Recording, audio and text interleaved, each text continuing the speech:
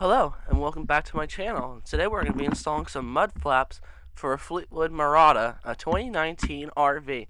Now this method will work for almost every A-class RV, and these are some nice aftermarket truck-style mud flaps.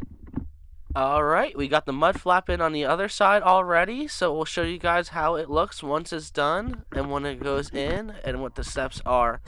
As you can see here, we're already working on trying to get this in this area so that we can mount these new mud flaps in to give us protection from rock and debris flying up on the underneath of our chassis and the rest of the car, plus also keep the dirt off of those stairs as you saw. Alright, what you need is a drill, an impactor, some self-tapping screws, some washers, silicone, and also a bracket so you can make your own little area to mount onto, and the bracket can be made out of metal. Don't use anything else. As you can see here, we're drilling into the already existing material, and this will allow us to be able to mount this and hold it in there so it's structurally sound, and we're using these self-tapping screws to get into the metal right now. Now this is going to allow you to mount on the top side of the mud flap to the existing material like I told you, and you're going to use some silicone on that bolt or your screw depending on where you chose to fasten it with to make sure it doesn't vibrate off.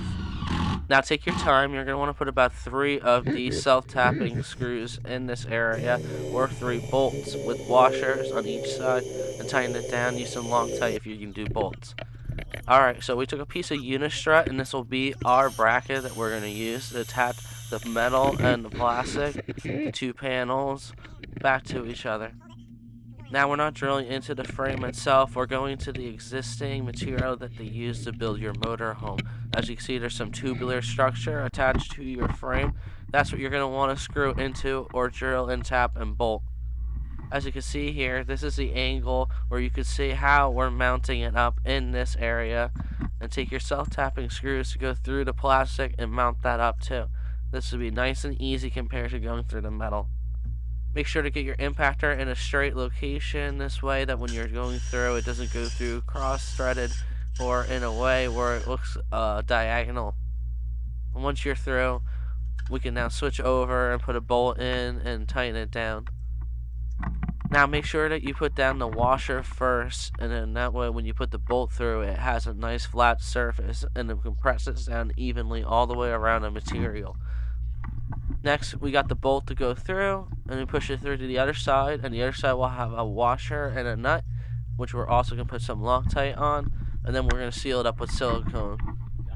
Alright, once you're tightened down with that bolt, you can see the flexibility is there. It's not going to rip. It's going to keep it nice and secure while you're driving down the road or the highway with no problems. Now what we're going to do is we're going to take some silicone, and we're going to put a dab on both bolts on both sides. This will keep it from vibrating. And we're also going to do those top bolts that we put through, or screws depending on what you put in this area, and we're going to put a little dab on that, and that'll keep it from spinning too. Now the key is don't put too much on there to the point where it starts to drip down your panel or the mud flap. You just need a good adequate amount of silicone. This will keep the dampering ability up with keeping the thing from vibrating out. It's not one of those tasks that you had to take yourself super serious about. Just put a little bit on there and that'll help it. And put it on the opposite side of the mud flap too. As you can see here, this is what the finished look looks like. And it's going to be a really big improvement versus the stock mud flaps, which don't really cover anything.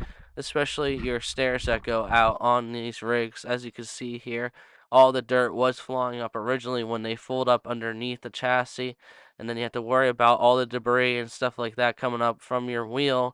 This will help keep that down. It'll protect other people behind you and your chassis. And here's the other side all finished up. Looks really good. All you need is that one piece of unistrut, a little bit of metal, some screws and bolts, and a little bit of silicone, and you'll be done. Alright guys, remember to like and subscribe to my channel to see more videos like this. I try to put up videos from anything from classic cars to vehicles like this.